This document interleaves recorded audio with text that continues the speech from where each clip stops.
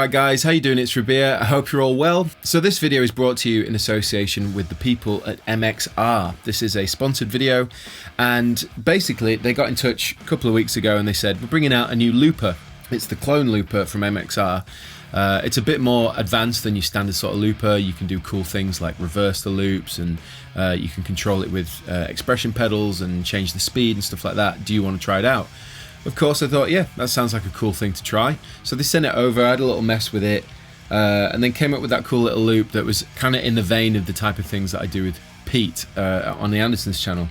The thing that I like most about loopers, generally speaking, is you can jam along with yourself and practice soloing over chord progressions, get good at timing. They're really useful for me in a masterclass or clinic environment because I can demonstrate all of those things whilst having a loop running. So it is useful, and I feel like I don't do quite enough of that on my channel. So it's nice to be able to get hold of one of these, and so hopefully use it in future videos too.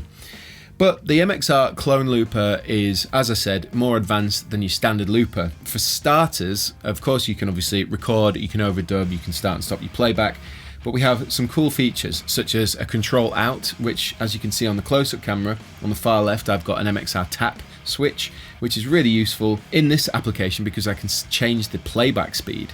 So I can go between like speeding it up or slowing it way down. And also if you hold that tap tempo, you can also reverse the loop. If you don't have the tap switch, you can use the volume knob on the MXR looper because it is a push knob, and that's how you do it. You'd push it once to change the speed or hold it down to go into reverse mode. On top of that, there's an expression pedal out. So I'm using a TRS out of the MXR clone looper, and that's going into the Volume X Mini from Dunlop, which is a really sophisticated little volume pedal. It's got some cool features in it. It's like a band drive, I believe it's called a low friction band drive, which is way more smooth of a taper when it comes to your volume. So that's really, really cool. So all in all, as a little package of 3 that you could get to really get the most out of the MXR clone looper, that's what they've sent over for me to try out for you. So you can obviously remote control the speed and the reversing of the loop, and then of course you can control the volume as well separately on your pedal board. I've just set it up in the close-up cam so you can see what's going on here, but of course you could have that anywhere on your pedal board or on the floor. So yeah, basically, as you heard in that example at the beginning, you can just kind of start stacking things on top of each other and use it like any looper really. But where it becomes really fun is when you throw in the reverses and some crazy weird effects and just get some interesting loops going that can be used in your songs. So what I'll probably do is wipe that loop I just did. To wipe a loop, you just hold down the record button. To undo, you just hold down the play stop button and it will go back a step. So I'm just going to come out of reverse mode as well. To show you the speed, you would either press the volume knob or you'd hold it down, but because I've got the tap plugged in, it's overriding the volume knob. So if I press it once, the speed light comes on. So if you track with the speed light on and then you take it off, it will slow the patch down, whereas if you track with it off and then turn it on, it will speed it up. But then if you press and hold, it goes into reverse mode. Press and hold to go out. So if I just quickly unplug that cable and I do it again, if I press the volume knob, the speed light comes on.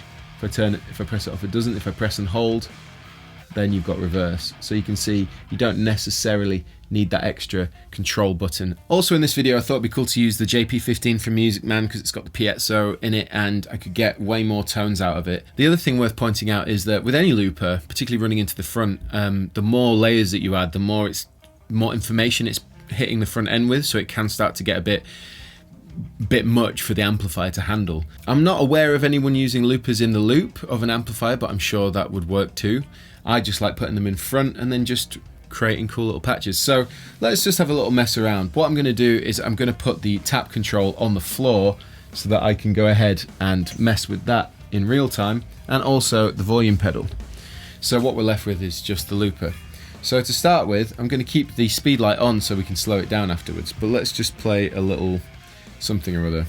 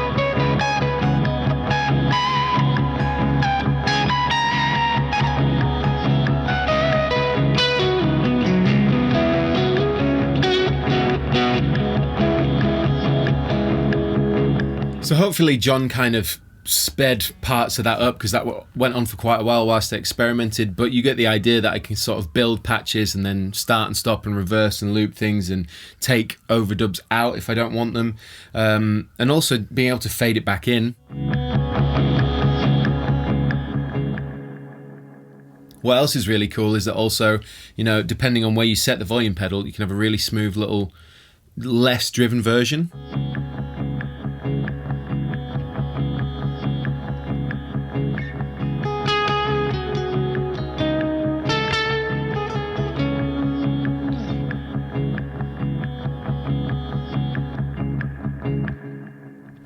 Which is really cool, because you can keep that going. Like at a clinic situation now, if I was talking and trying to make a point, I can just roll off the volume of that. Obviously you could do it on a pedal, generally speaking, but it's nice to have the option just sat on the floor. You just casually don't even have to worry.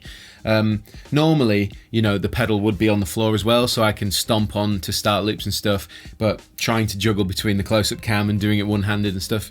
Basically, you get the idea. You can kind of make music out of anything when you've got a looper, because you can just keep stacking ideas, and if you've got a drone note going, you can start adding harmony afterwards, so you don't necessarily need it on the ground. But so for this video, I can kind of get away with it. I think what I like about the whole rig is that you kind of do it a lot with a small, you know, sort of footprint setup, really, because the MXR clone looper is essentially the same size as a sort of carbon copy style pedal, like a normal MXR stomp box, but on its side.